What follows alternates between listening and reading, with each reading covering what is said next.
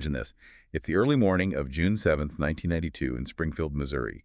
You've just celebrated your high school graduation. The house is quiet, and, the only sound is the TV quietly humming in the dark. In a house on East Delmar Street, three women, a mother, her daughter, and a friend, were settling in for the night.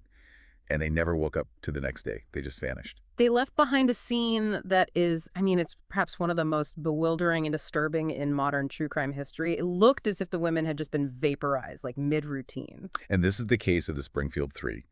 Cheryl Levitt, 47, her daughter Susie Streeter, 19, and Susie's friend Stacy McCall, who was 18. Yeah. So our mission in this deep dive is to try to reconstruct that bizarre night. We're going beyond the basic facts and into the devastating investigative errors, the strange conflicting leads, and the suspects that have kept this case completely locked away for more than 3 decades. And what makes it so tragic is that contrast. Susie and Stacy had just graduated high school, a huge milestone. They'd been to parties that evening, but instead of staying with a larger group, they made a last-minute decision to go to Cheryl Levitt's place. Just a simple change of plan. A single, innocuous change of plan that, placed them right in the center of this profound mystery. Okay, so let's unpack that initial scene. What they found on Sunday morning, June 7th, when friends and relatives showed up looking for them, because they'd missed some early appointments, which was a red flag right away. What they found wasn't chaos. It was unsettlingly normal. It's the details that really haunt you. It's why this is often called an instant disruption. Their cars were in the driveway.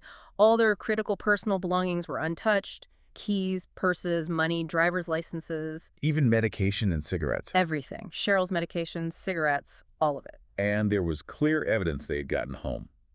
That they were settling in. Oh, absolutely. One of the girls had neatly folded her party clothes. Cheryl Levitt's bed looked like it had been slept in.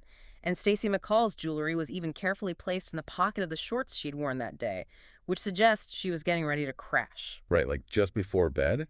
And in Susie's room, the TV was on, and there was an untouched can of soda sitting next to a pack of cigarettes. It was like someone just hit pause right before they went to sleep. That internal tranquility is key, because it suggests one of two things. Either they were overpowered instantly and, silently, or they left willingly with someone they knew. And crucially, there was no sign of forced entry, no broken window, no kicked-in door.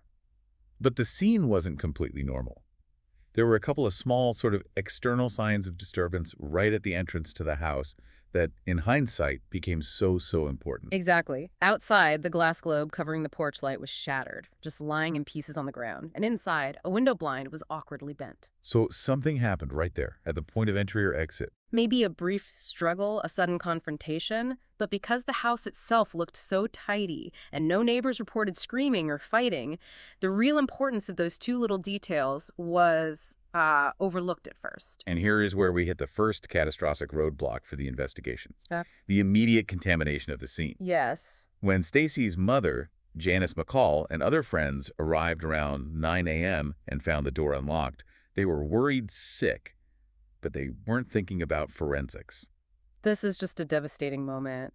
And it really speaks to, the state of criminal investigation awareness back in the early 90s. The sources estimate between 10 to 20 people entered that house before the police were finally called. 10 to 20 people in what should have been a totally sealed environment. And these were well-meaning people. They were desperate to help. They tidied up. They cleaned coffee cups. They emptied ashtrays. Oh, no. They swept up that shattered porch light glass.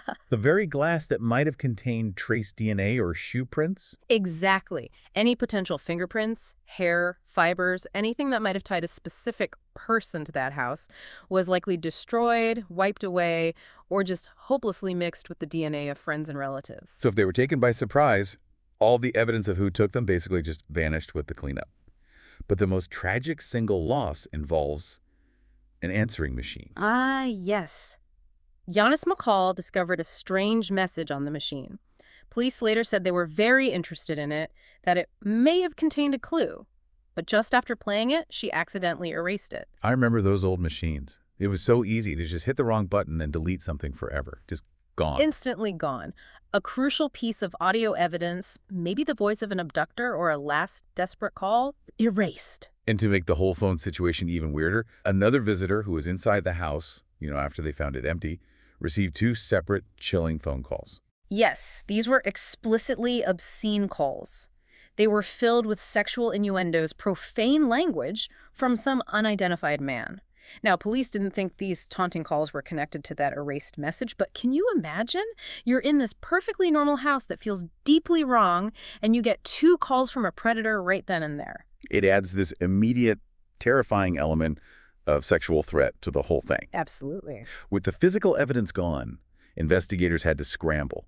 They had to turn their attention away from the house and toward people, people with motives. And 2 pretty distinct leads emerged early on. Right. So let's start with the retaliation theory. This one involves Susie Streeter's former boyfriend, Dustin Rikla, and it gives us a clear, non-random motive targeting Cheryl, the mother. What was the motive? Yeah. It sounds almost unbelievable. It's bizarre. It hinges on a prior crime. Rikla had been involved in a mausoleum break-in. He and his friends were stealing gold fillings from corpses. Wow. Susie Streeter had given a statement to the police about this, but more critically, Cheryl Levitt was rumored to be set to testify against him. The theory is that she was going to claim Rikla drove her car the day of the robbery.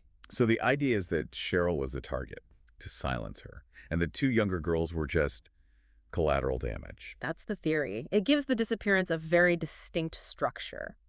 Revenge, tied to a desperate, small-time criminal trying to stay out of jail. But then you have this other name, Robert Craig Cox.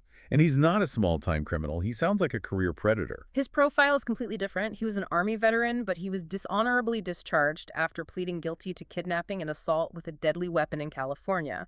And this was after he was named Soldier of the Year in 1979. He was also a suspect in a 1978 murder in Florida, right? Yeah. A 19-year-old named Sharon Zellers. Yes, she was found badly beaten in an orange grove.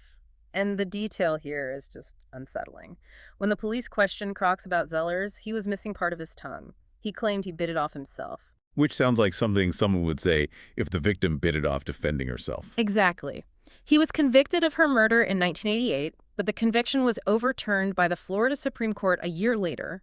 They said it was based on circumstantial evidence, so they had a suspect, a motive, a location, but no direct physical proof, so he walked free. And in 1992, he was free and living right there in Springfield. And here's the connection. Cox worked at the same local car dealership as Stacy McCall's father. A huge coincidence. So when police questioned him, Cox gave an alibi. He said he was at church with his girlfriend the morning after the disappearance. She backed him up at first. At first. But that alibi quickly unraveled. She later recanted her statement and explicitly claimed Cox had asked her to lie for him. His parents confirmed his alibi for the night of the disappearance, but that recanted testimony just blows a hole in his story for that crucial morning window. So we jump forward 5 years. Cox is back in prison in Texas for aggravated robbery for pulling a weapon on a 12-year-old girl, a clear pattern. And from prison, he offers this taunt. He spoke to a journalist, Dennis Graves, in 1997, and he claimed he knew the women were murdered and buried and that their bodies would never be found. He didn't confess, but the implication was devastatingly clear. And he added a condition, didn't he? He did. He said he would only reveal more details after his mother died. Cox is still in prison, still silent, and he's eligible for parole in March 2025. It's hard to imagine anything more frustrating than that. A convicted killer just dangling closure in front of 3 families. But Cox wasn't the only convicted criminal offering tips. The deepest mystery, and maybe the best hope for a resolution, involves another man entirely. Stephen Garrison. He was a convicted felon released from prison just 3 weeks before the disappearance, in mid-May 1992. And he had ties to a much more dangerous circle, the Galloping Goose Motorcycle Club. The Galloping Goose. They're known as a 1% outlaw club, and there were heavy rumors they were involved in the Midwest meth trade back then. Precisely. So if Garrison was connected, the crime context shifts away from a personal vendetta or a random predator and towards something tied to organized crime or, a drug-related issue. Garrison actually put himself on the radar in 1993, claiming he'd overheard a friend confess. And this wasn't just another tip that went nowhere. It led to actual police searches. Multiple searches, yes. At a specific location, a pig farm in rural Webster County. It was owned by the Rogg family, who had known connections to Garrison, both familial and through the drug trade. And this is where it gets incredibly frustrating, Right. Because they found something. They found something tangible. The police found evidence during these searches that was deemed so important it's been sealed under gag orders for nearly 3 decades. This suggests Garrison gave them highly specific information that wasn't public knowledge, which, gives his claim a lot of credibility. It seems almost too good to be true. A lead that's credible enough to yield sealed evidence. But Garrison's own behavior. I mean, he's No, not exactly a reliable narrator. not at all. While he was supposedly cooperating with the police, he actually managed to escape from custody. And his later actions just confirmed his brutal nature. He was arrested and convicted for the horrible 1993 rape and robbery of a 20-year-old student. He sodomized her, robbed her with a knife, and then even instructed her on how to clean away the evidence. The jury convicted him in 90 minutes. So you have this deeply disturbed, dangerous man, but the information he gave led to this sealed evidence on that farm, Yeah, which remains a complete ghost in the machine. exactly. All of this brings us to the cold case realities. The initial evidence was compromised, and police were facing a huge challenge. Despite over 5,000 tips, the active investigation was officially suspended in March 1995. It's a tragic case study in investigative failure. There were major criticisms that the original investigation was botched by local officials who micromanaged it and limited assistance from outside agencies like the FBI. That early contamination meant they were left relying on these decades-old, often unreliable prisoner tips like from Cox or Garrison or, speculative theories. One of those theories that has persisted online for years came up in 2007.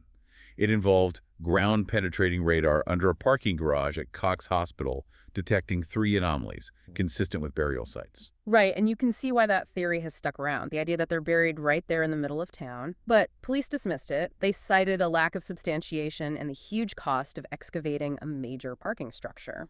And yet, despite everything, the commitment from the families, especially Stacy's mother, Janice McCall, and from the Springfield Police Department, it's never wavered. The women were declared legally dead in 1997, but the case is still listed as an open missing persons investigation. They still believe it's solvable. So what does this all mean for us, for you listening to this? The Springfield 3 case is this perfect storm of investigative calamity. A perfectly normal scene, instantly disrupted, a critical loss of evidence, and multiple suspects, a petty criminal, a career predator, a felon tied to organized crime, all connected by circumstantial evidence or sealed information. It's the ultimate cautionary tale about those first few hours of any investigation. When that original scene is lost, investigators are forced onto this winding path, relying on the very dubious claims of people like Cox and Garrison. The whole case hinges on whether the true culprit was trying to prevent a specific piece of evidence from being found: the broken light, the fingerprints, or maybe the voice on that erased voicemail. Which leaves us with one powerful question to think about, specifically about that sealed evidence found because of Stephen Garrison.